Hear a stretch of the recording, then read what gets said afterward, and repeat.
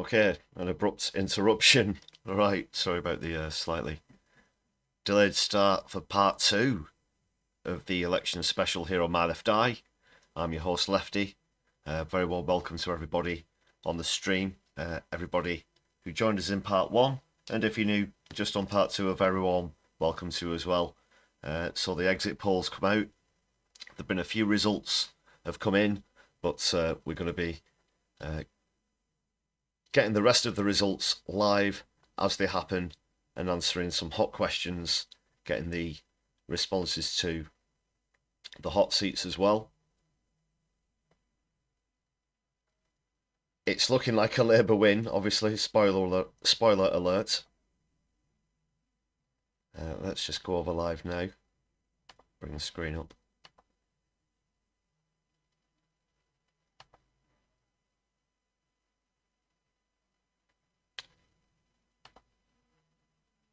Well, it says it clearly there.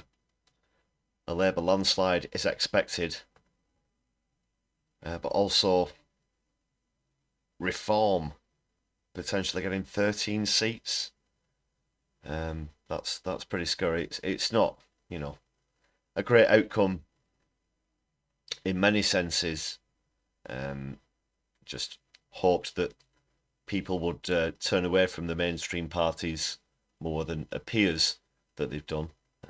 There've been a few seats declared already. Those of you wondering if it would be Sunderland or Newcastle to declare first, I believe Sunderland won that race.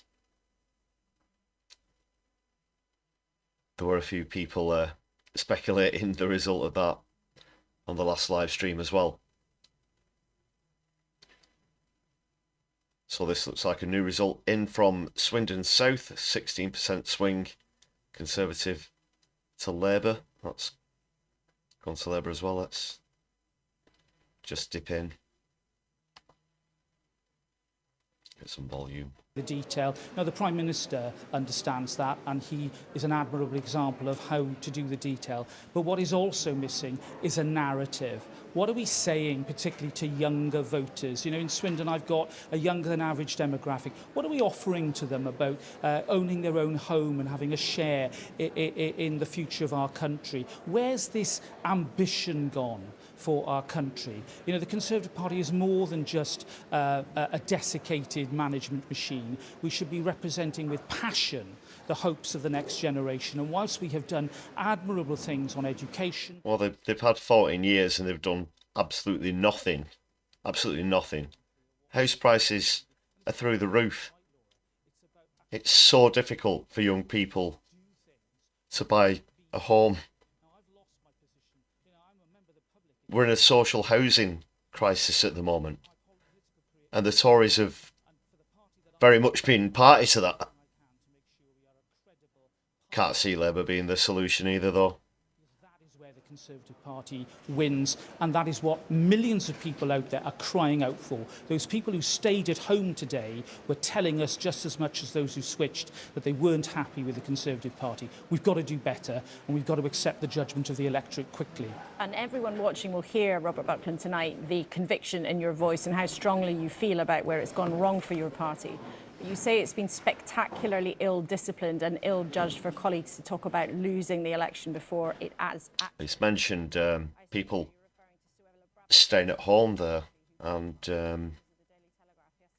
it has been a particularly low turnout, as I thought. Even lower than I might have expected, just around 54% is expected. Low turnouts tend to favour the right wing. And, well, look at what we're just seeing, a switch of right-wing parties here. Exercise power in order to make change in this country. I did that in office for many years. I'm proud of my legacy. I changed the lives of victims of crime, victims of domestic abuse and autistic people. I wanted the chance to do more for the people I care about. I've been denied that because the party around me just can't get its proverbial together. And I'm not going to use a four-letter word, even though we're well after the watershed. Well, you are a member of the Conservative Party. You are shit. I don't mind using the proverbial four-letter word. if those are the sort of things that you aspire to do as a politician, then why on earth did you join the Conservative Party? And have those kind Tits. of characters that you're criticising be in charge of the party? Well, that would be a disastrous mistake, and it would send us into the abyss and gift Labour government for many years. You know, what happened tonight was a big vote for change. Now, Labour are going to get a big majority, but, you know, and congratulations to them, and good luck to the new Prime Minister. But it's not necessarily going to be the deepest of majorities for them, and they're going to need to listen to those Robert, who I'm are in the so minority. sorry. I'm going to have to who interrupt didn't you there. We've got a declaration here.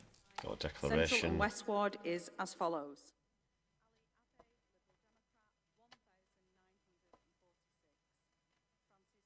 This is Newcastle. 4,228. Ashton Hector Muncaster, Reform UK, 7,815. Chi Onwurah, Labour Party, 18,875. John Pearson, Green Party candidate, 3,228. Habib Rahman, Independent, 1,636. Well, that's clearly gone to Yvonne Labour. Ann Ridley, Independent, 3,627. And that Chi Onwurah has been duly elected to serve as a councillor, as a Member of Parliament for the Newcastle upon Tyne Central and West constituency. Thank you. The Reform candidate is unwell and has had to leave the count. So I now invite Chi Onwurah to speak. Thank you. She's one of the better current We wish parliamentary. the Reform candidate well Labour, there. Ill, not members. able to make the count, and They've, that's held Ashton Newcastle Muncaster. quite strongly But there. they've come second. He's come second in that race. Labour holding on to that seat. Yeah, referendum. Majority of Referendum. 11,060. I keep... The turnout Reform fairly have low, come 54%. second. Reform have beaten the Conservatives into second place, and that is so far, and it's early, but it's the story of the night. It's a pattern we might see replicated across the country. Let's take a closer look at the numbers. Labour down 14% in Newcastle Central. So no question whether they were going to hold the seat, really, but see a real drop-off in their support as Reform comes up by 11%, but the Conservatives crashing down by 16%. But let's show you the movement from Labour to Reform. Again, we're in the northeast, but not one of the areas like Sunderland where there was such a pronounced Leave vote. A very interesting pattern we're seeing there, Chris. I mean, we should underline it's a Labour win, but what's happening between Reform underneath the surface is fascinating, isn't it? It is, isn't it? And then we can piece together, I think. Well, although the Labour and Tory vote was down there, it looks as though Reform have picked up most of those votes in that Newcastle seat. Ogden the Bold, very warm welcome to you. 14 beers drunk on power.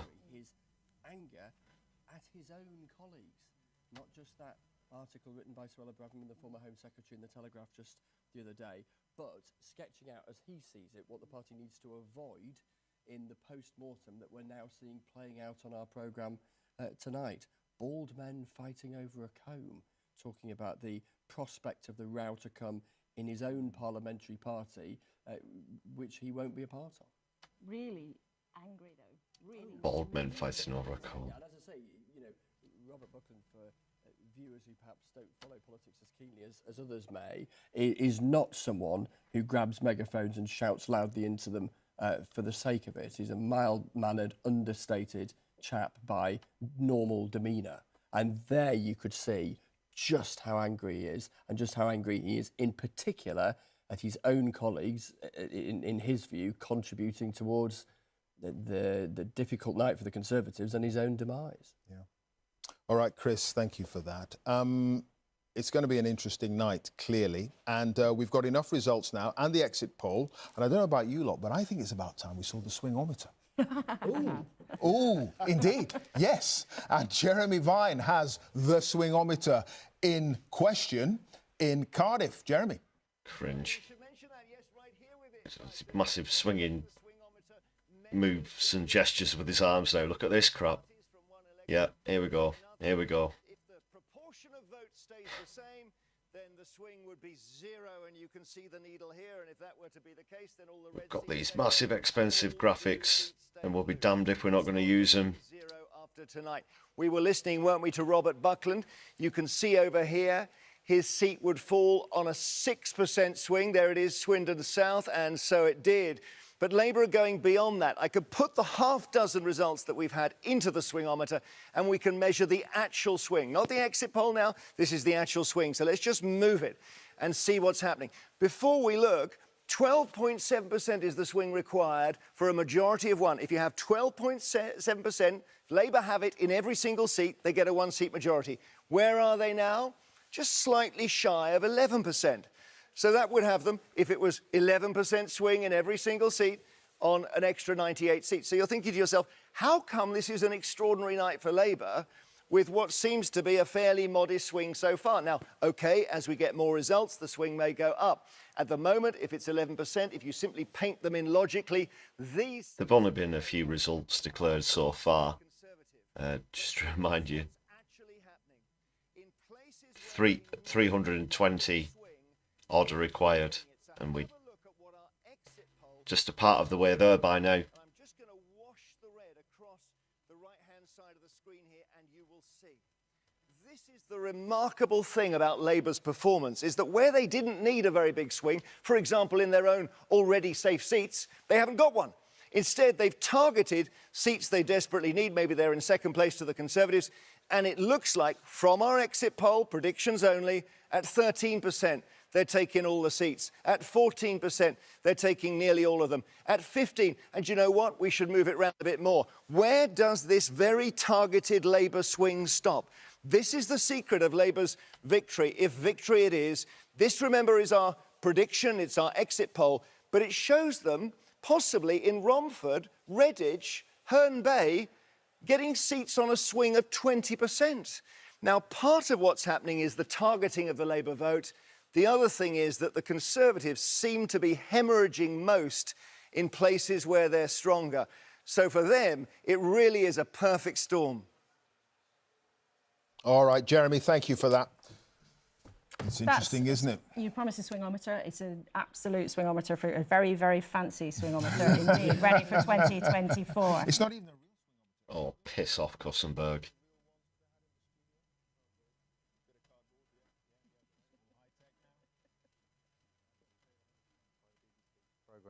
Swingometer. Oh, really? You got, hang on. So, former Cabinet Secretary Augusta O'Donnell, this is a big revelation. We should welcome Don Butler from Labour, who's sitting alongside.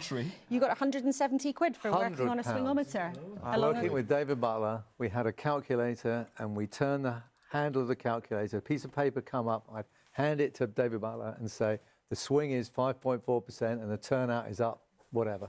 Oh, well, there you go. Well, you heard it here first. Come on that much. What do you mean things haven't come on that much? Blimey, but we welcome you, Don Butler, from the Labour Party, and we'll check in with you shortly.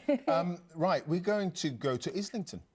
And Helena Wilkinson, who's standing by there. And that is, I'm assuming that's Islington North. Islington North, it's a hot seat. Oh, I got that wrong. I've got that wrong. Oh, no, I've got that right. Right. You have got that right, Clive. It's also, we're expecting two declarations here for Islington North, Jeremy Corbyn, and also Islington South and Finsbury. What I'm going to do is step out of the camera because I'm sure you want to see Jeremy Corbyn on the count floor, get a better view of him. You can see him having a chat to various people there. I saw him arrive about 40 minutes ago, looking relaxed. So this is a hot seat, obviously hoping away. this goes In for last 10 minutes, Corbyn. he did look at his watch, so keen to probably get a move on and get the declarations 10 to out 1 of now. the way. But this is a unique battle here because Jeremy Corbyn is standing as an independent against the Labour Party, the party which he was once leader of. And as I say, it is a very unique battle. Now, in terms of how his team are feeling, well, I think they are feeling positive, but it's interesting that no one really wants to talk to us yet. Quick reminder that there were 70 resignations in the local CLP, including 12 members of the National Executive Committee as well, quit over the treatment of Corbyn and joined his campaign. He is yet to arrive. But we've And also, he as I say, masses amounts of local for, support as well, Thornbury, volunteers. who is a candidate in the Islington South and Finsbury seat here as well. really hard work hope is continuing that he here. can Verification for most of the hold the areas seat as an is now independent. complete, Technically, so it's the a gain counting is for well him. underway. Lots of sweets laid out on tables. The bags have not yet been opened, If but he I did gets it. see one of the counters unwrap a banana. So clearly they need a bit more energy. Oh, yes. We need some bananas here in the studio. I've only got some... Oh, they were hilarious. What a wonderful story. Oh, they just... Oh, you've got some.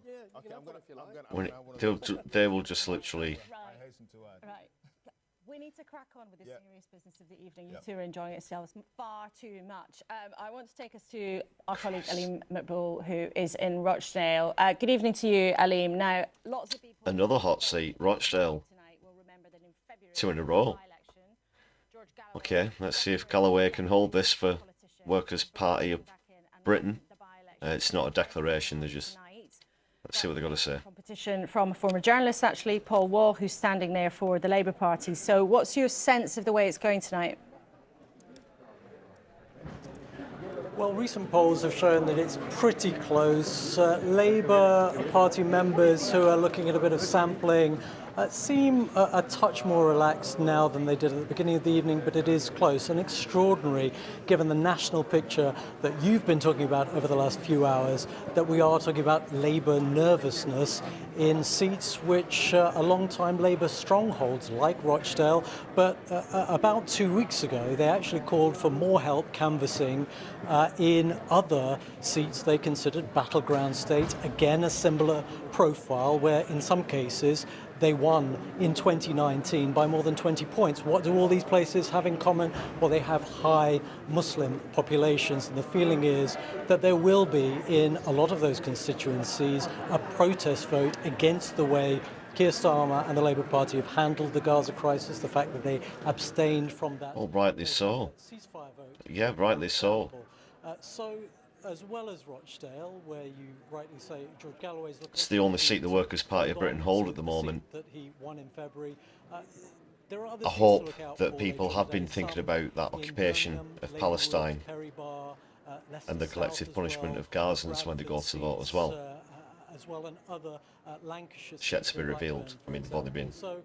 So, 6 as I declared. You can say, see there it's interesting 6-0 that to everything Labour, that's going but on, very that early stages. potentially the They'll Muslim come in vote from swathes as we get 2019 could have gone down from around further into the evening. 80%, Stand by according to a lot of for more research, results. to perhaps 60%, but that has also led to a lot of apathy among Muslim voters, if research is to be believed. Aleem, thank you so much. It's one of the really interesting patterns we're going to be looking out for, not just as he was saying there in Rochdale, where there was that... Well, it's people of all faiths and no faiths as well. It's not just Muslim voters specifically. I think that's more than a slight amount of ignorance from the mainstream press in implying that. Being held by Labour, or won, as in the case of Swindon, by Labour from the Conservatives. And one of those seats that they're keeping their eye on, Reform, is Ashfield. And Sean Dilley is there for us now. That is where Lee Anderson is standing. Local boy, a minor. Oh, he's going to lose. He's going to lose. 30p Lee? Nah. They clearly are hoping, Sean, that they should be able to win this. Yes.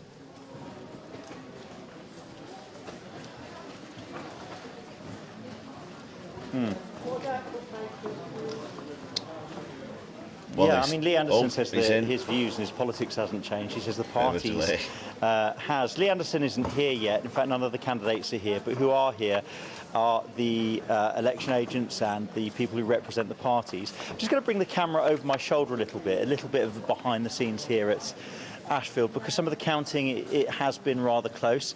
We've been chatting to various party officials who are standing over with clipboards. They have the ability to look at the ballot papers. The secrecy of the vote's guaranteed, but they get to have a look who's cast, or at least, you know, that boxes have X's in them. So we've had a chat to Reform Party representatives.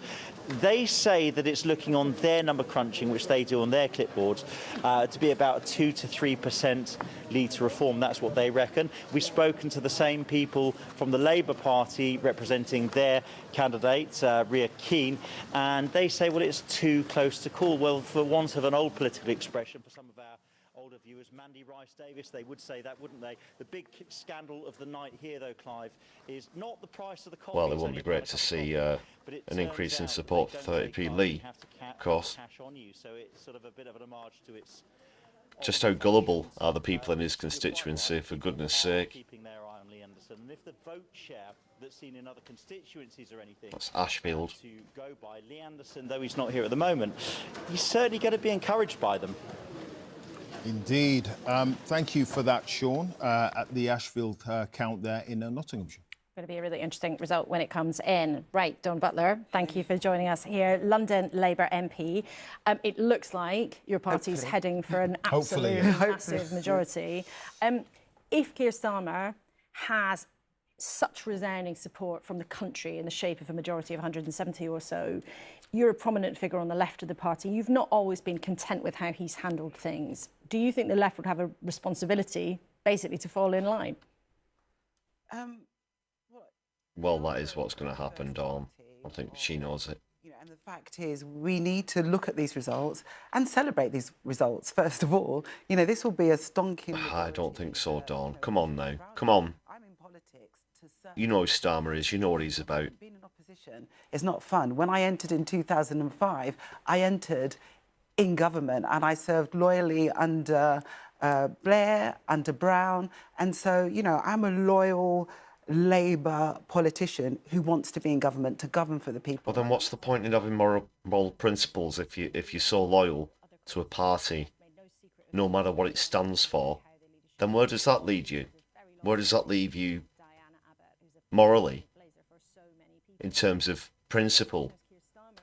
They might use this result tonight as a sort of vindication to say, yeah, we were right to be ruthless. We were right to hold the line. We were right to boot out people like your former London Labour MP colleague, Jeremy Corbyn. I don't think it's about being ruthless. I think it's being in politics and doing the right things. How Diane was treated was wrong. No, this is weak. This is weak from Dawn Butler. It's not great to see her speaking in this fashion. I have to be honest, it's disappointing. The Tories resoundingly, and they rejected the politics of hate. They rejected all of the culture wars. They rejected like all the stuff around the PPE scandals. And so what we need to do is govern very differently from a government that's been roundly rejected by the public. And that's what we have to take from this. What do you make of what we were just hearing from our colleague Ali Makbul in Rochdale? You've been just copying them and not sticking your neck out at all. Is that not a lesson that you've learned? Is that people aren't going to want more of the same, Dawn? I mean, come on. Come on. She's better than this. I'm sure that she knows that she is. These responses are awful. I think that that's something that really has to be considered. If we're lucky enough to serve in the Labour government, and these exit polls are to be believed, and they are the most reliable polls of all the polls, you know, how we do business and how we do... She's just kissing arse now. That's all that she's doing. Be truly considered. And I think the party's current position is the right position. It took a while to get there. We just see Rachel Reeves there at her account in Leeds. You can just see the side of her head. She's well on track to become the first female Chancellor. We'll see by the morning if that comes to pass. But there she is at her account in Leeds. It'll be interesting. Bollocks to Rachel Reeves. Rachel will. We'll see if that comes to pass. What is interesting about the share of Labour's vote so far, and according to the exit poll, is that it could well be that Keir Starmer has... There've only been a few seats declared. They're already getting quite overexcited for the number of seats that have been declared. 6. We really need to compare it to the Tory share of the vote, right? I mean, at the last election, what did the Tories get? Was it 37%? the lowest share of the vote in, I think, 23 years, and they served in government. So what I think we need to talk about is, you know, they had a right to govern with that. So let's look at where we land at the end of this and what Labour's share will be. And at the end of the day, the number of votes, I'd imagine, is going to be lower than what Corbyn achieved. A lot of people have stayed at home in this one. A lot. It's a really shitty turnout. 54% turnout. That is appallingly poor. Piss poor. I think there'll be lots of people talking about PR. I think if you look at... But you're not talking about that. Well, I think the people, public, will be talking about proportional representation and whether we need to have a debate about it. And I've always said that we do need... Starmer isn't going to bring PR. Butler should know this. It's the same with the EU. He doesn't want to touch anything that might be seen as controversial. He doesn't want to stick his neck out at all. He doesn't want PR because PR isn't good for the established parties. He is not going to do anything for PR. Butler's off her head if she thinks that Starmer's going to do anything to change the voting system. He's an establishment man. Come on. No way. Can't believe what I'm hearing from Dawn Butler. Awful. A majority of 170. Oh yeah, I mean, we wouldn't argue with the results. I mean, No, indeed. This is delivered for us. But actually, at Labour Party conference, we did pass a motion on PR. Yeah, well, Keir Starmer, I think, once upon a time believed that PR was a good system, but it's not something that made it into the Labour Party manifesto. But Dawn Butler, thank you very much indeed for now. Let's take a look then, as Clive, you were just suggesting there, that the turnout in lots of places has not been great, and the vote share for Labour, despite what looks like it's going to turn out to be a whopping majority, may actually not be as convincing as the way that the Conservatives won a majority of 80. It's crap. 2019. Rita, you've been looking at the turnout. What's it panning out as? Panning out is quite low at the moment, Laura, and this is based on the results that we have in so far. So we've had 6 seats declared so far, and we're looking at 54% turnout based on those 6 seats, which is, you know, it's not resounding, really, is it? 54% was what we got in Newcastle Central. Let me show you the whole graph here, because it does make for interesting reading. We go right back to 1980. Off of 6 seats. And they're comparing data going back to the 80s. Thatcher got in 79, not 80. Peaking there at a little bit below 80%. Then you see something of a decline after 1997 when Tony Blair came in. We have Blair, Brown, Cameron, May, Johnson. The eagle-eyed amongst you will say, well, where is Liz Truss? And there were no elections fought when Liz Truss was Prime Minister, which is why she is not up here on our chart. So at the moment, we are suggesting 54%. Now, that will change over the night, because obviously we've got many, many, many more results to come in. But it looks as if, our number crunchers are suggesting, it looks as if we might be on course in 2024 to have a turnout roughly around... Yeah, I'll be sticking with you in part 2. None of the hot seats have declared yet. Obviously, the questions, the hot questions, will be answered after all of the seats have been declared. Unless we get an absolute massive hint at what some of those are going to be. But just a reminder, do hit the thumbs up button on the stream. Subscribe if you've not done so already. And then you can join others in the chat. Also, please do consider supporting the channel, either with super chats, super thanks, or you can check out the Buy Me a Coffee page. That link is in the channel and description of this video as well. Or live stream, I should say. Over 400 seats. Is that actually going to happen? How accurate is this exit poll? Are there going to be more Green seats than the exit poll suggests? They're saying just 2.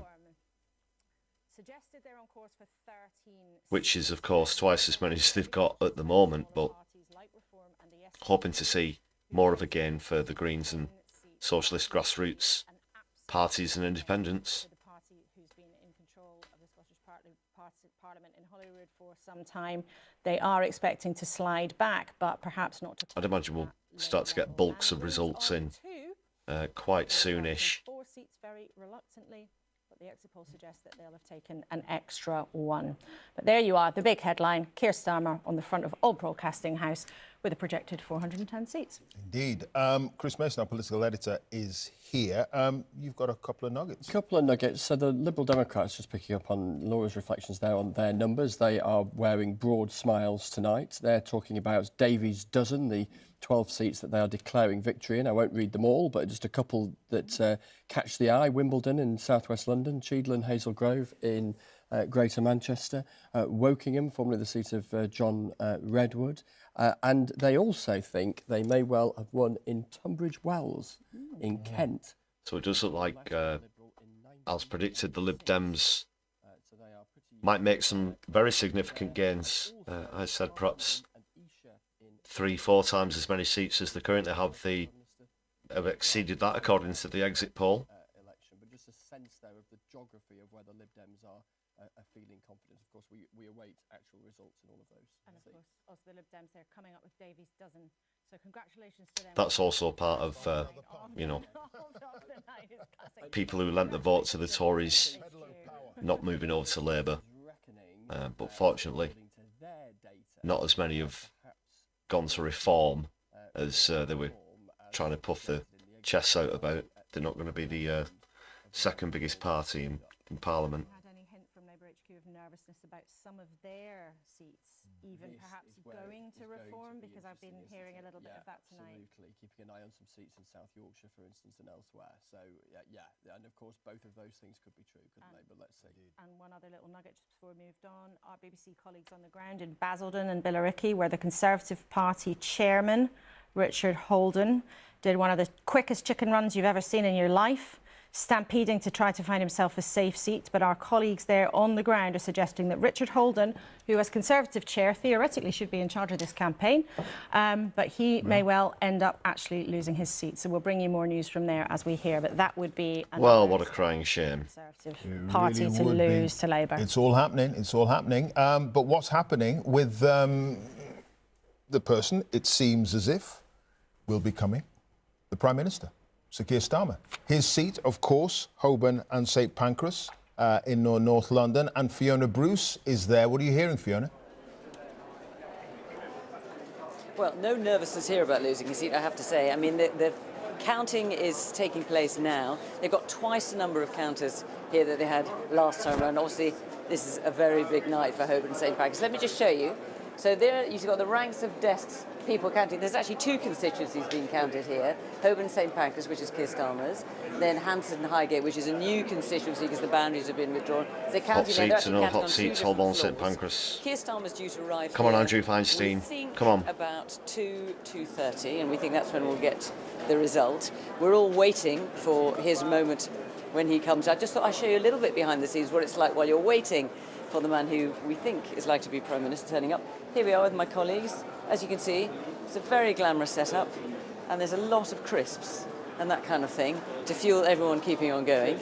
The one thing I have managed to find out, I have to say Labour are being very disciplined about what they are saying as the night goes on. They're keeping a very tight rein on things. I've been texting MPs left, right and centre. Well, there have only been 6 seats declared, Fiona. Goodness. Don't they get excited? JC, welcome. Welcome to Livestream. How are you doing, brother? Okay, Fiona, thank you. Gateshead Central and Wickham, apparently, is another Labour hold. So they have hung on to that seat. Mark Ferguson. Another declaration. Okay, we'll bring you that result in more detail just as soon as we get it. But let's say hello. So that's 7 in now. Davidson, former Conservative MP, one of the standout victories of Oh, last Mandelson's time round. still Good to have you lurking. with us in the studio here, and we're rejoined again by Lord Mandelson.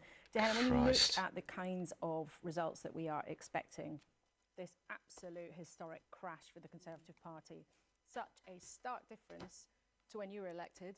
Why has it happened, do you think? A range of reasons. I think the key one, too, we've been in power for 14 years. It would be very unusual, I think, for a government to win again. Yeah, you've been crap, and Starmer and Mandelson have convinced enough people that Labour are going to make serious changes to the country, which they're not. They're just going to recycle more of the same old crap. Difficult as a Conservative, you know, I'm a Conservative. And it's as simple as that. There's, you know, they think that they're going over things at a granular level and being very professional in what they're talking about. It's all just hyperbole, really. It's for the birds, and it's way off base. Pendulum swing, some people might think, and maybe that is part of what is going on tonight. But you also mentioned mistakes. They can't call it out for what it is. It's a straight up coup by Keir Starmer in the most underhanded fashion imaginable. And forgetting who the true opposition is. You know, we are supposed to be a united force fighting against the other guys, fighting against opposition parties, putting forth a united Conservative front.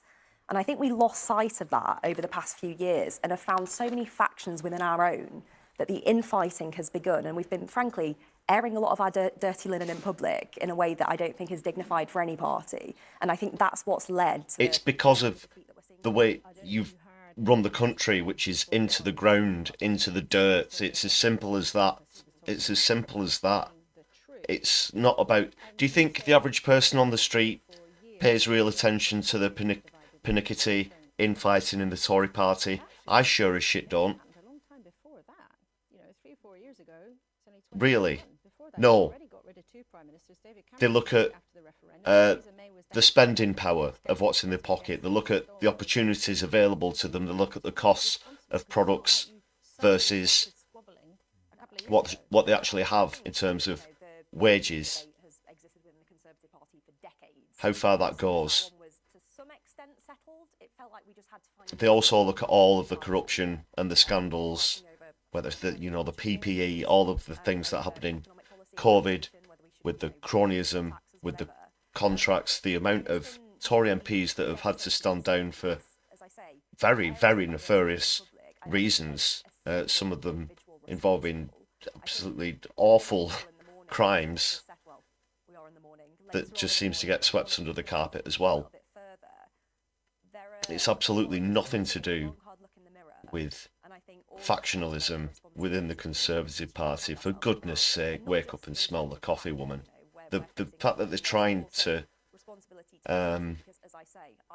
cushion the blow here, they're trying to leave with some sort of grace and, oh, well, now we know where we went wrong. 14 years is a long time. Absolutely not. If they won this election, they'd be gloating about how they were right all the way along and how people, the country, has faith in them and the way that the party's going, the way that they're taking the country. But no, now they're losing. It's all of this horse manure. And speaking of which, he's talking about sewage. These islands, a sense of decline. Is there any suggestion that perhaps that goes back to that austerity budget? Well, that's what I just said, pretty much. That is really what people have been thinking about when they go and vote. Yeah. The state of the nation's rivers and waterways is literally shite. There are no officially clean ones left. That are going to be better in the long-term future. I mean, we look at our sewage infrastructure as one example. There has been decades of underinvestment in that, so you can't pin that just to a Conservative government. You can, because it's awful. These excuses are awful. They've got nothing to say. Well, you're right, but that's why the sheer hubris is just revolting, and how condescending it is, how they expect people to swallow this nonsense, this detritus, and Mandelson's in again here. There's a lot else that went on, a lot of spending on all the normal sort of everyday even his voice makes me want to be sick. He's just so lecherous and slimy. It's awful. It's awful. Society and economy so much more weakened, so that when we did experience COVID, and when we did have the unexpected outbreak of war in Ukraine, which took another sort of sway. No, it didn't. Now Mandelson is literally making the same excuses as the Tory for the state of the economy. Just not strong enough to withstand this. And none of the presenters are interrupting him or correcting him. And this is how appallingly intertwined it all is. Capital spending, in infrastructure. Why absolute shite hawks like Mandelson can have a platform, why they can stand there and, well, sit there in this case, and make things up without interruption or clarification from the presenters, from the hosts. Shows the rotten state of the media that we've got in this country. Now, he was very happy to come in and interrupt the Tory, or try and point out the reasons why voters had turned away from the Tories, but Mandelson was allowed to sit there and literally say the same crap as the Tories have been saying, only he gets away with it. I go back to the point I was just making there. Not defending the Tories, I'm pointing out the state of the media. So I think it's right that difficult decisions I would have some sympathy for that point of view, but even Conservatives now say that during the austerity years, the cuts were unjustified and excessive. And yes, we do have to grow our economy in order to pay for our public services, but the difference is that during the last sort of 40 No, Labour are going to do exactly the same. Contrast, I have to say, with the new What is he talking about? of growth between 2 and 3%. Okay. Now we have even less. Okay. We have like 0 and 0.5%. We just had 0.7, which was the fastest in the G7. The obsession with... God. There's going to be no massive amount of public investment coming from Labour. Well, it's a debate that's been running through the campaign, and it's a debate that is going to continue to run and run and run, the elusive search for growth. Indeed, and there were plenty of... Oh, I hope he gets off soon. I just can't stand the sight of him. I just can't stand the sight of him. Just a quick nugget. I'm hearing from Labour sources that they think Islington North, where their former leader Jeremy Corbyn is standing as an independent against Labour, Labour are saying that that seat looks challenging for them. Which challenging for Labour. For Labour. Right. Good. Suggests that at the very least it's close. So we shall see. But that's a fascinating kind of subplot in the grand evening of many, many stories. But something to keep an eye on. Is this a new declaration? If Labour were to lose that seat with Jeremy Corbyn standing as an independent, that would not be just bad news. It would really take the shine off some of this enormous victory that Labour is now expecting, according to the exit poll. We're just watching the pictures there of Northumberland, and the returning officer with an incredible hat is back at the lectern, and she's just putting her glasses on. Let's listen in, because we're going to get the declaration for the seats of Cramlington and Killingworth. For the Cramlington and Killingworth parliamentary constituency, hereby give notice that the total number of votes given to each candidate was as follows. Tom Campion, Liberal Democrats, 1,898. Gordon Fletcher, Reform UK, 9,454. Emma Foodie, Labour and Cooperative Party, 22,274. Dawn Furness, Independent, 322. Ian Jones, the Green Party, 2,144. Scott Lee, Independent, 573. Ian Levy, the Conservative Party candidate, 8,592. Matthew Wilkinson, Social Democratic Party, 137.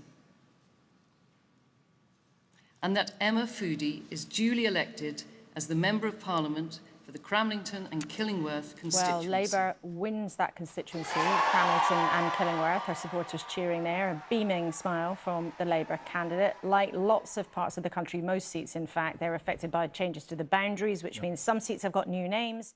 Another Labour hold there. I think that's, yeah, so the bottom 8. 8 for Labour. No other seats have declared for any other party yet. To second place. Quick reminder of the numbers. Emma Foodie there at well over 22,000. But look, very, very tight. Only around 100 votes in it between Reform and the Conservative candidate Ian Levy, who was formerly an MP for Blythe next door, with a majority of 12,820 for Labour. Yeah, and the turnout, again, not great, 60%. But just look at the share of the vote here. Labour up 5 points, but look at Reform. Up 13 points, and the Conservatives down 21. That has been the story of the night so far. The Greens up just 2, Liberal Democrats down 1. And look at that swing from Labour to Reform, 4.1%. Reform Party, they're not winning any seats, but their share of the vote is creeping up, and that's been the story so far this evening. We were talking about the Liberal Democrats a little bit earlier. We're going to go to Jeremy Vine, who's going to paint more of a picture, given the results that we've got and the exit polls, of how the Liberal Democrats could fare this evening. Jeremy. Well, it looks like being an absolutely brilliant night for the Liberal Democrats, doesn't it? And let me just, you mentioned just a moment ago boundary changes, and I guess we need to start from that point, because I just got to explain this key issue of the boundary changes and how we actually set the starting point for these comparisons. A lot of this map has changed since last time.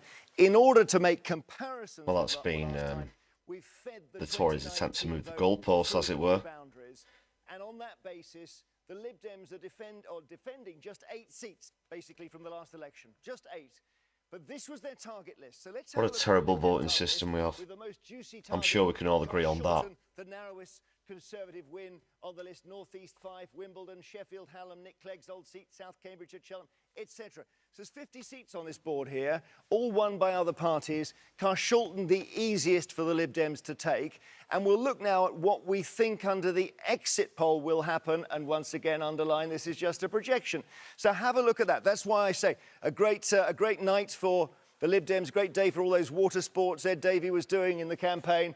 Carshalton goes, North East 5, Wendy Chamberlain back there, Wimbledon, Sheffield, Hallam, back with Nick Clegg and his party. Were you unfortunate enough to see that video going round of Ed Davey doing Zumba with a group of people? If it's possible to die of cringe, I think I was almost there the other day when I saw that.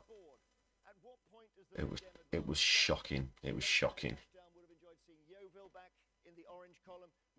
that it should come to this. Epsom and Ewell, the old seat of Chris Grayling, who's gone into the House of Lords tonight. That's gone Lib Dem. Surrey Heath, Michael Gove's old seat, Mid Dorset, and then basically Torbay. Torbay. Let's have a look. Just down here in the southwest, Torbay is that point on the map there in orange. So what you're seeing with the Lib Dems is this onrush of advances across the southeast and southwest, taking back seats that they would have had in years past, but they haven't had this many for a very, very, very long time. As somebody said earlier, it's a once-in-a-century result for them. It's really extraordinary, and it's caused by one thing and one particular thing, which is the crash in the Conservative vote. And if you're a Lib Dem and you're in second place last time and the Conservatives melt down, it's your seat. OK, Jeremy, thank you. Continuing the theme of the Liberal Democrats, we're going to go to Kingston and Surbiton. Ed Davies' seat, and Nick Watt is there for us. Nick, are they feeling confident there, given how the evening seems to be panning out?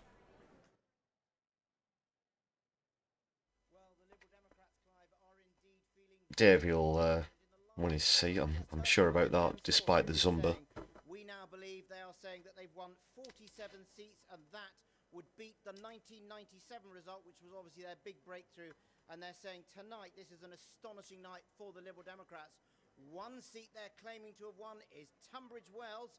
They are saying the disgusted of Tunbridge Wells have... Also Starmer's seat, Holborn St Pancras, is one of the hot seats as well. But will Sunak retain his seat? That's another question. North Allerton.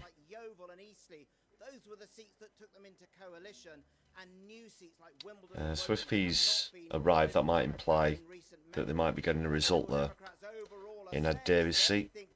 Lib Dems look set to increase their vote share by 5 or 6 times.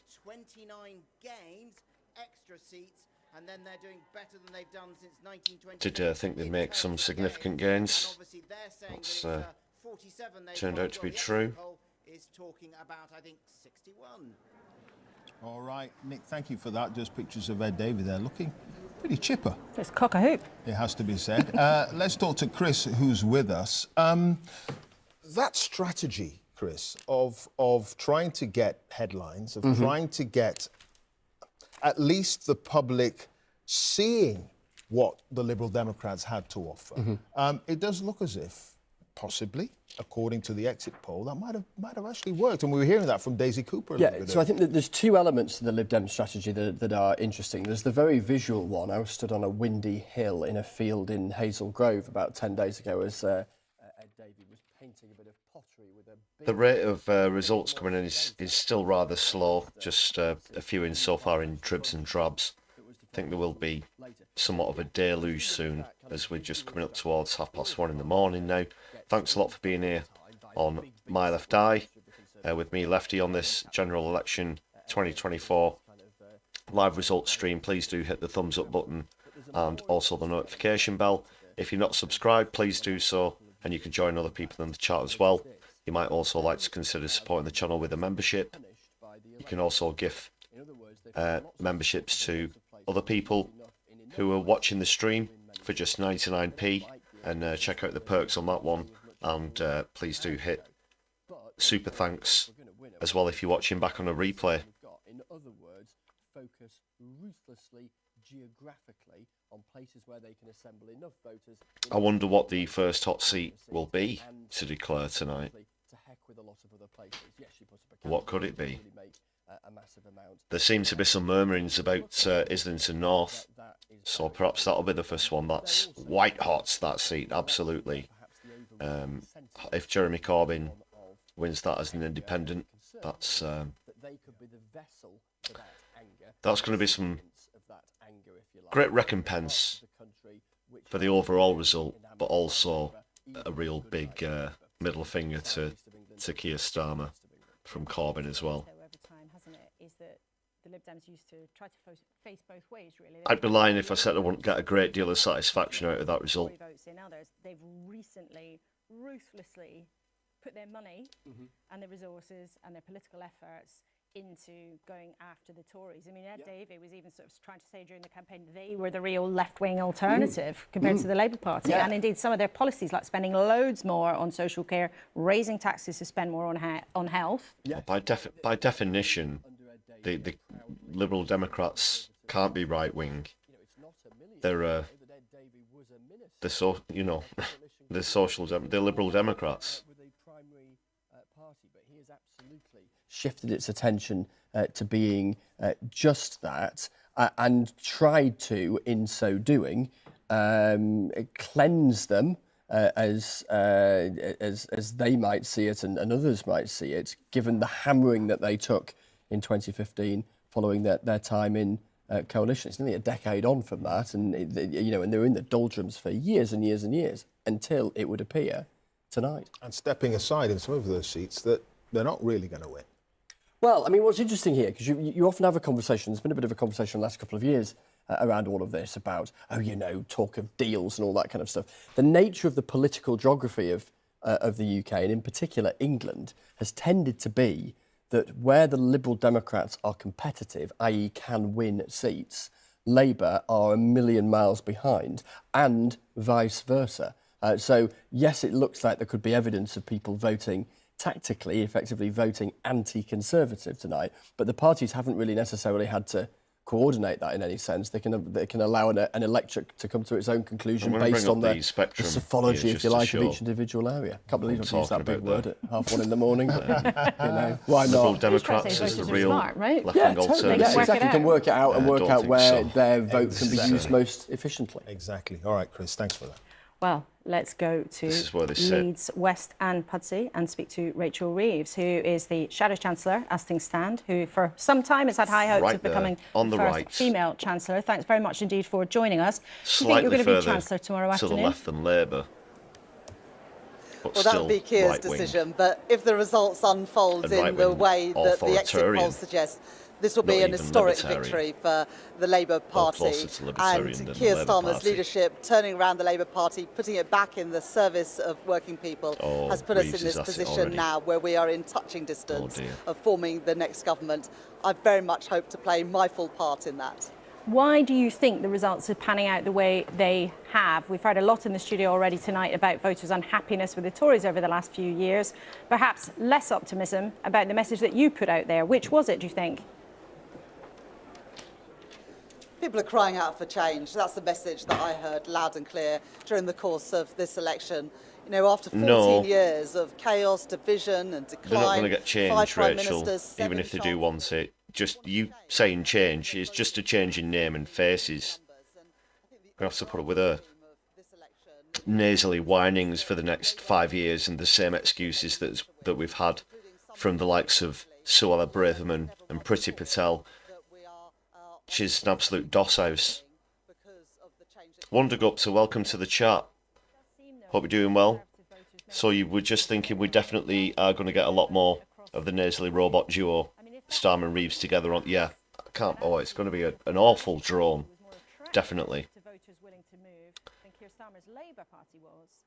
What kind of verdict do you think that would be? And you're from that area of the country, Wondergupta. So what do you think about the? I believe it was Sunderland getting the first declaration in, winning the race. Did you have any hopes for that one? Let us know. Great to see you tonight. That is good news for Labour, and we're on course for being able to provide the strong leadership that this country needs, with a strong mandate to deliver the change. Strong and stable, is it? They're already spewing out. I mean, this is straight out of Theresa May's phrase book, is it? Every single week in our National Health Service, the recruitment of 6,500 new teachers in our state schools. It's not going to happen. That's what we sort of mandate for, and we very much hope tomorrow to be able to But in terms of the enthusiasm for the Labour Party, I mean, as you awfully bad. No genuine enthusiasm. It's almost killing her to have to persist in smiling for so long. It seems there's no real genuine emotion there whatsoever. the vote is up around 1%, and the Reform share of the vote appears to be up around 14%. Are you confident that Labour will not lose seats to the Reform Party tonight? Well, look, let's see what happens on that seat-by-seat basis. But if the results unfold in the way that it looks likely, this is going to be an almost unprecedented landslide majority for the Labour Party. That will give us the mandate to make the changes that our country needs. People are crying out for change, and it looks like people are putting their trust in the Change Labour Party under Christ, I'm getting Keir's so leadership. sick of that word already. By starting to deliver on the Deliver. things that we set out Oh, during the course of piss this off. election to bring stability back to our Deliver. economy, wealth creation and jobs and opportunities in all parts of the UK to tackle the cost of living crisis. It's called poverty. Cost of living crisis is Tory syntax, Rachel Reeves, or didn't you know that? Determined to deliver if we have that chance. Said from deliver tomorrow. again. Rachel My Reeves, God. Clive Myrie here, but are you confident that you're going to be able to deliver in the way that you would like to, given that you've signed up to the fiscal rules of the previous government, if you do win eventually this evening? You have put yourself in a straitjacket. Deliver, change. Deliver, change, reprogram, reset. No rises in VAT, national insurance and income tax. You're going to be in a very straitened and difficult position. And yet you're saying that you're going to be able to deliver for all those people who now have put faith in you. How are you going to do that? No, they won't. Absolutely not. So everything in our manifesto is fully costed and fully funded. So we have set out in the manifesto the immediate injection of cash we will provide for our public services. The 6,500 new teachers in our state schools paid for by closing the loophole whereby Dick private of the schools best don't pay boy, VAT love the on name. business rates, Yeah, welcome to the today. chat. Hope Closing you well the tonight. tax loopholes whereby non-doms still not Hey, up, paying how their you fair doing? share of tax in the country that they make home. And we will put that money into our National Health Service. So an immediate injection of cash. But what we sought at this election was a mandate to grow our economy. Now that requires tough decisions and difficult conversations. Magical growth without public investments, magical growth without taxation will save us all. It'll just happen by magic, by the will, by Starmer's will. It's written on ancient stones that the two combined nasal voices of Starmer and Reeves will unlock that growth potential and really kickstart the economy, as they say. Growth, growth, change, change. And again, deliver, deliver.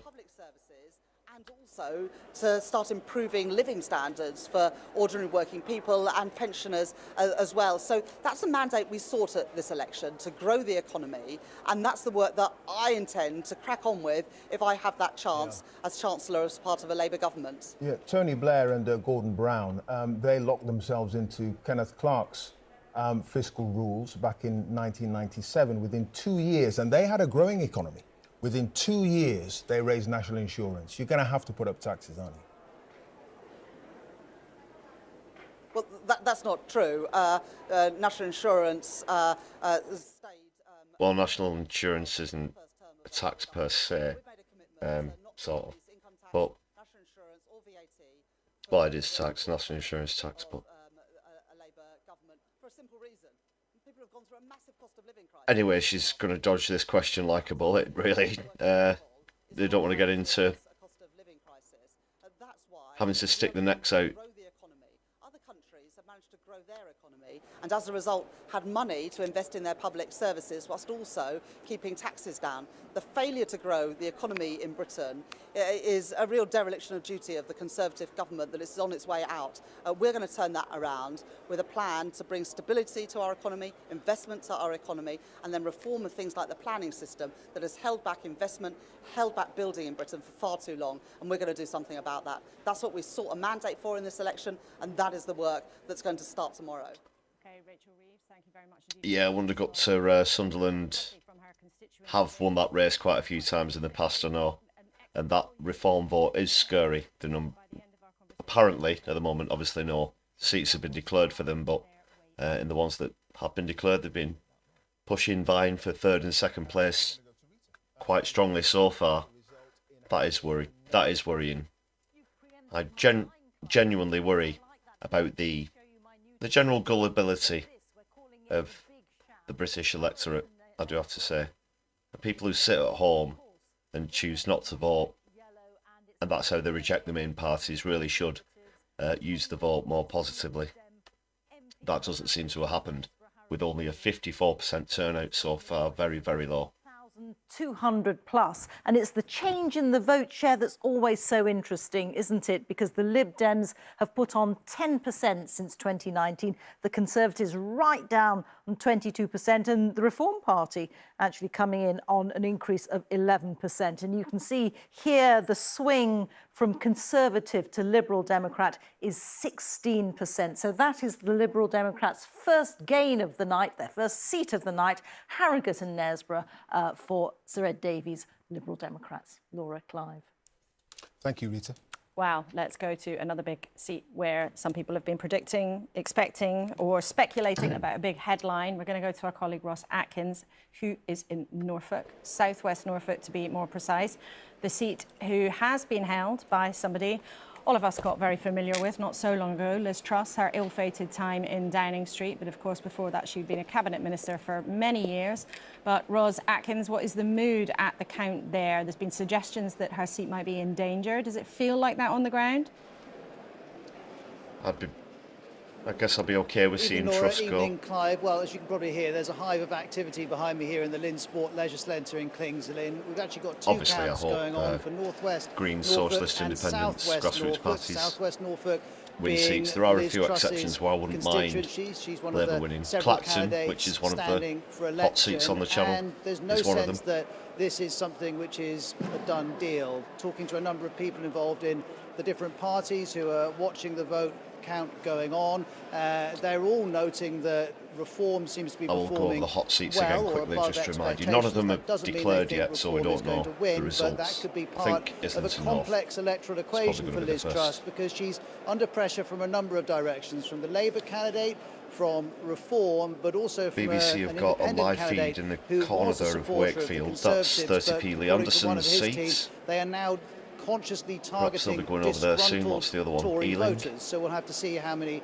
supporters of Liz Truss from previous elections come across. And just to But put yes, this in please, let's context, see, both of these constituencies would have let's be rid until of very Liz recently Truss. be considered rock solid for the Conservatives. Both the MPs. I don't know what the deal is with her. It's just, it's unbelievable when you watch her speak, and it's as though she's never had a conversation with another human being in all of her life. 66% likely for the Labour Party, and as for Liz Truss, her victory is described as possible. So neither of these two things are settled. In terms of the practicalities, you can probably see the stage just behind me where the results will be announced. We're expecting Northwest Norfolk at 4:30 in the morning, Southwest Norfolk, Liz Truss's constituency, at 5:30 in the morning.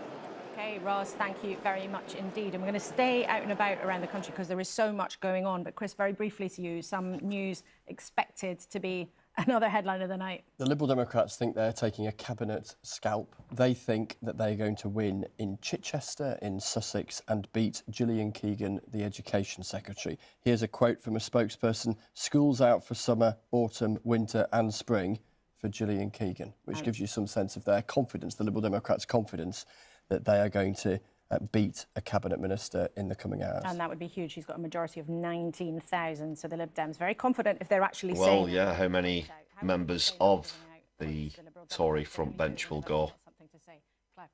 Interesting as well. Could Sunak even be one of those scalps? You never know. Where the Tory party chairman, Richard Holden, is fighting, and he chicken run. He was parachuted in there. Catherine Biorahanga is there for us tonight. Catherine, just bring us up to date. Yes, Clive and Laura, I was just about to tell you that the count is all over here. But just in the last few seconds, we've seen some ballot papers being brought out. Several of the counting staff are busy recounting some of the ballot papers, it seems, from where I'm standing here. This really is an indication of just how close the vote is here in Basildon and Billericay. And the reason, of course, there is a national focus, as you mentioned here, Clive, is the fact that you have the Conservative Party chairman, Richard Holden, standing in this seat. There was controversy around it. Some Conservative Party members feeling he was parachuted in. This, of course, was meant to be a safe Conservative seat for the party chairman. We've seen him here walking along the count floor, and really you can just get the sense that it's quite tense. We've heard from the Labour representatives. They're saying it's too close to call. Reform UK, their candidate, Stephen Conley, was actually speaking to the BBC. He says he's quite confident about the results. As we've seen with the exit polls, Reform has been doing well across the country. They're optimistic that that result can be repeated here. But this really is a shock for the Conservatives. They had a notional majority of over 20,000. I want to see 30p Lee go. For the party chairman. Right now, it seems that if he does, Watching these meatheads gloating really would be less than pleasant. I was speaking to a Conservative Party official who told me that if it's only a difference of about 2,000 votes, 1,000 votes, the Conservatives might want a recount. So we'll continue to keep an eye on this vote that's coming in at Basildon and Billericay. OK, Catherine Biorahanga will keep an eye on that seat. Very interesting. Very interesting. Let's go to the other side of the country. We can talk to Katie Razzle, who's in Bristol. And one of the really interesting things in Bristol, Katie, is that real fight between Thangam Dagabanair, who is the Shadow Culture Secretary, who would be very hopeful of being in a Keir Starmer cabinet, and the Greens, who have been pushing very hard. What's the mood? Well, the mood here, I'm in the Oasis Academy. Hello, Laura. Hello, Clive. You can see Bristol East, which is one of the counts happening here, but way down the end of that corridor, that is the key one for us and for many people watching this count. That is Bristol Central, where, as you say, Thangam Debonair, Shadow... That's a hot seat, Bristol Central. Hoping that goes to the Greens.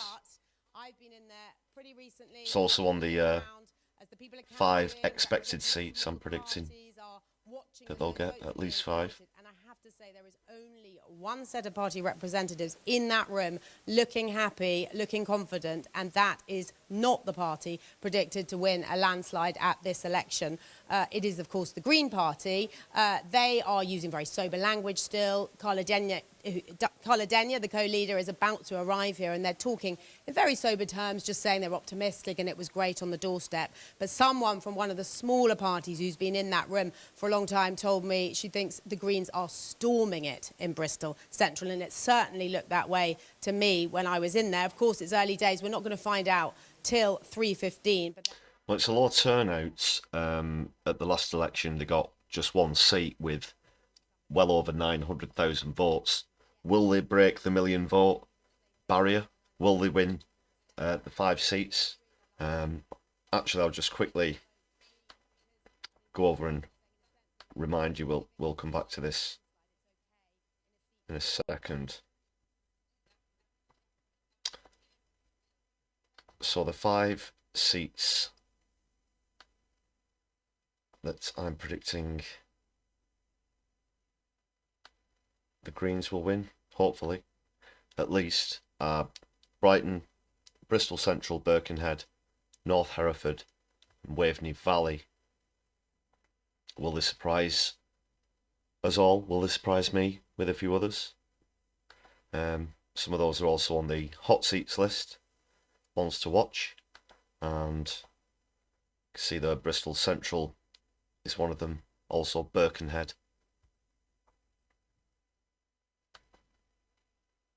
Hot questions that remain to be answered. Will the Tories lose 150 plus seats according to the exit poll? They certainly will by some margin. Will the Deb become the main opposition party in England? Not quite, according to the exit poll. Will SNP gain or lose seats? They will lose seats, but will they lose their majority? Remains to be seen. And will there be a hung parliament? I think it's almost safe to say at this stage that there probably won't be.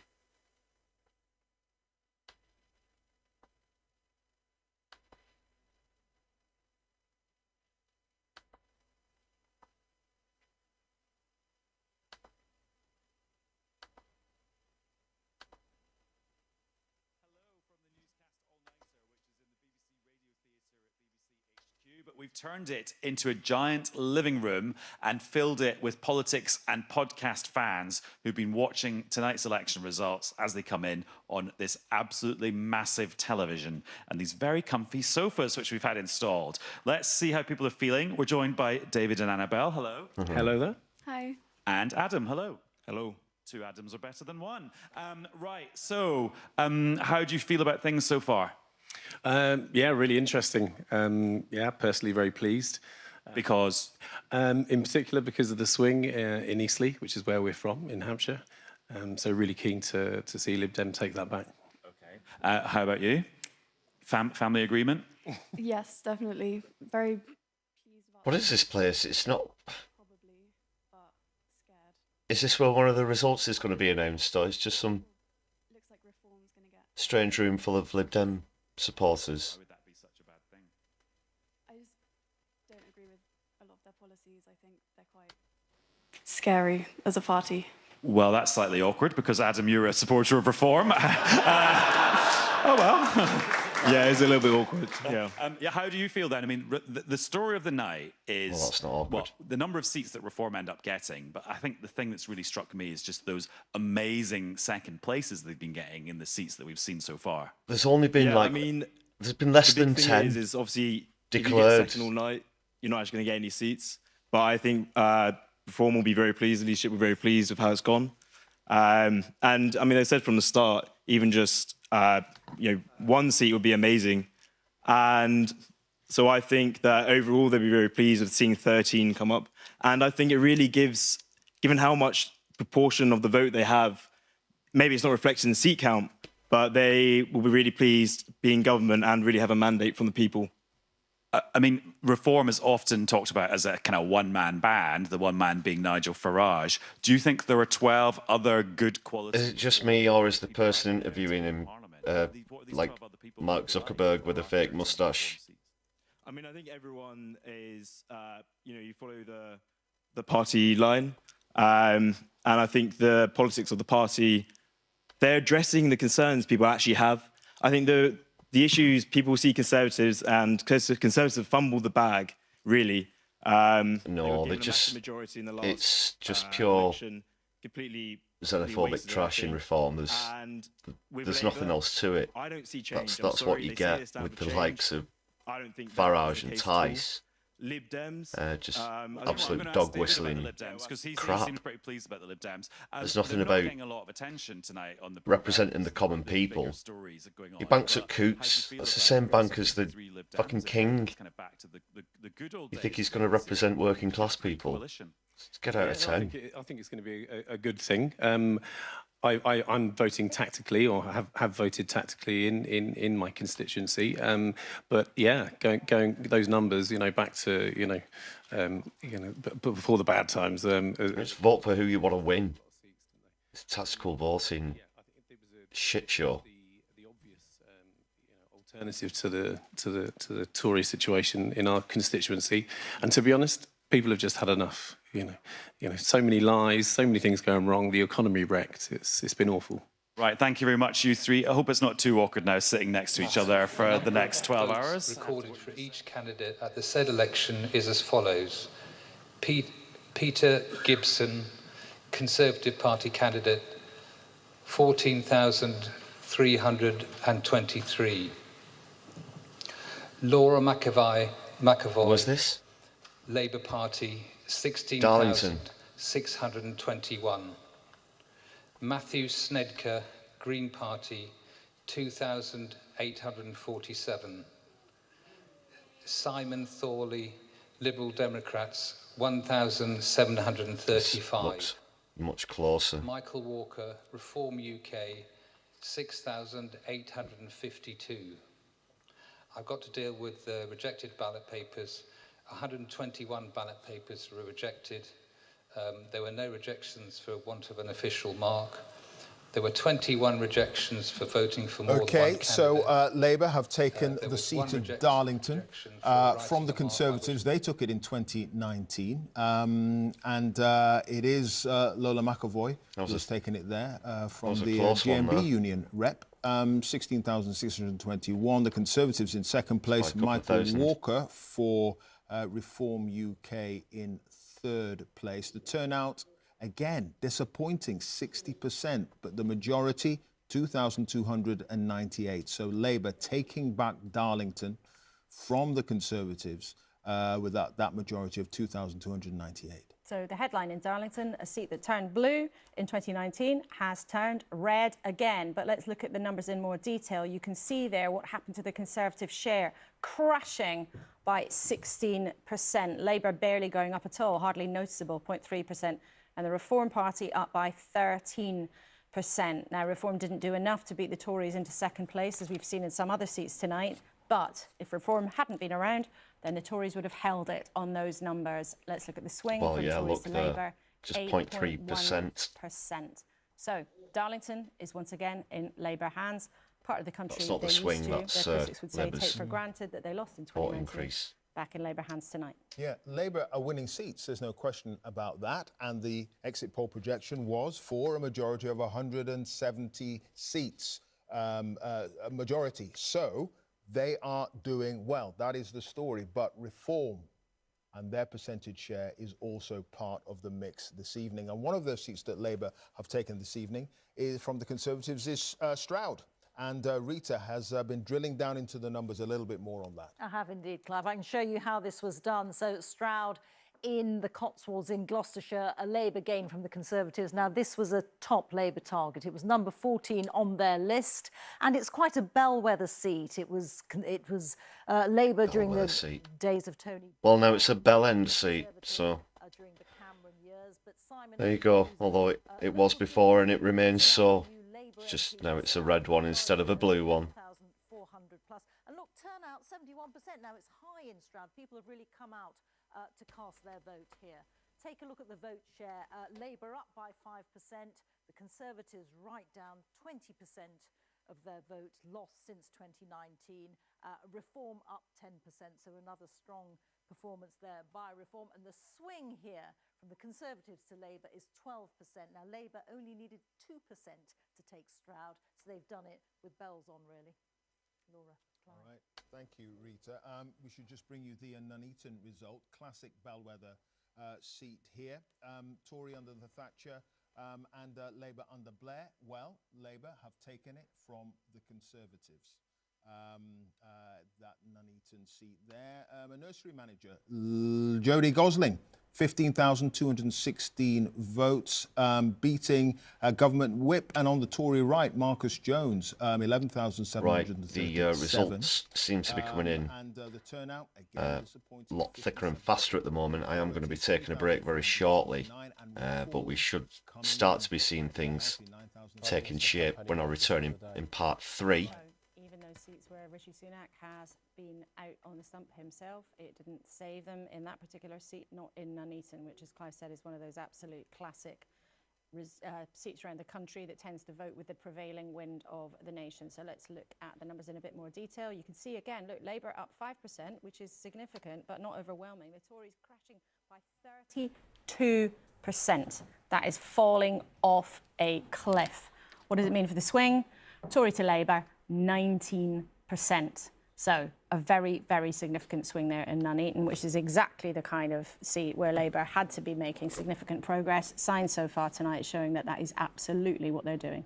Quick nugget from Basildon and Billericay. We're talking about the recount there involving the Conservative Party chairman, the Labour leader of the local council, saying there are 20 votes in it. Ooh, a nail biter. 20. Nail biter. Yeah. Well, we'll see. All right. A quick tally of where we are so far this evening. It is coming up to 2 o'clock.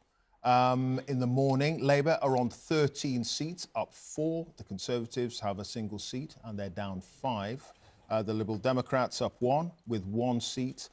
Reform, no Come on, seats, Greens. but Come we've on, talked a lot Independents. this evening Okay. so far about their vote share, and the Greens on no seats yet so far. There's Still a early long days. Time to go. There is. Lots going on, and you've just... I think I've got a mouthful of bananas. Mouthful of bananas. Well, we need our energy. We need our energy. Right. We can welcome a new duet to the table while you two muck about and talk about your snacks.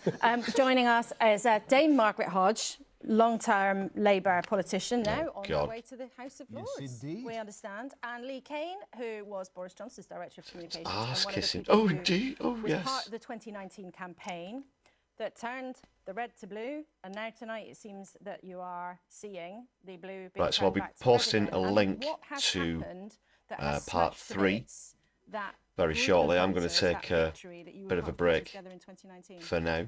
So, you know, I was with Boris Johnson when he...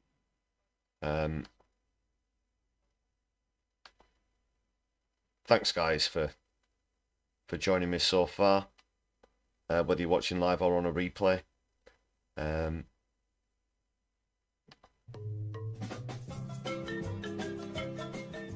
Yeah, part 3 will be lined up. Keep your eye out for that. Do hit the subscribe button, notification bell, to make sure that you get the link for part 3. That's going to be coming up after a very short break, and then we will see how many more results have come in. In the meantime, I can recommend going over to Helena's No Justice channel.